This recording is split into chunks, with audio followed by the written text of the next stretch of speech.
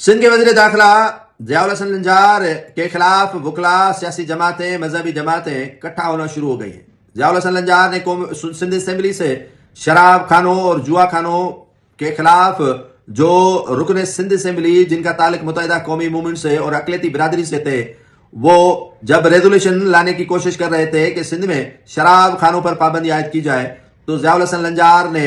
اسی پر ان کی جو ریزولوشن ہے وہ ریجیکٹ کروائی اور کہا کہ شراب خانوں کے خلاف ہم کوئی ریزولوشن پاس کروانے نہیں دیں گے۔ سندھ اسمبلی کے اسپیکر اویس قادر شاہ نے اسی ریزولوشن کو مسترد کر دیا۔ ضیاء الحسن لنجار نے کہا کہ وکلا دعویٰ بولتے ہیں پولیس کے تھانوں پر اور وہاں پولیس کے اہلکاروں کو تشدد کا نشانہ بناتے ہیں، جس پر بھی وکلا برہم ہے۔ جے یو آئی سندھ کے سیکرٹری جنرل راشد محمود سومرو کہتے ہیں کہ جوئے سندھ میں منشیات انہی پیپلز پارٹی کے رہنماؤں کی سرپرستی میں چل رہی ہے، اور پیپلز پارٹی کے رہنما نہیں چاہتے کہ سندھ سے جوا اور منشیات کا خاتمہ ہو، کیونکہ اسی سے ان کا گزر سفر ہوتا ہے۔ تو راشد محمود سومرو اور وکلا جو ہے وہ سیخ پا ہو چکے ہیں وزیر داخلہ سندھ ضیاء الحسن لنجار پر، اور ضیاء الحسن لنجار نے جو پی ٹی آئی کے رکن سندھ اسمبلی ہیں اور بھی کئی رہنما ہیں جن پر پولیس کے ایس ایس پی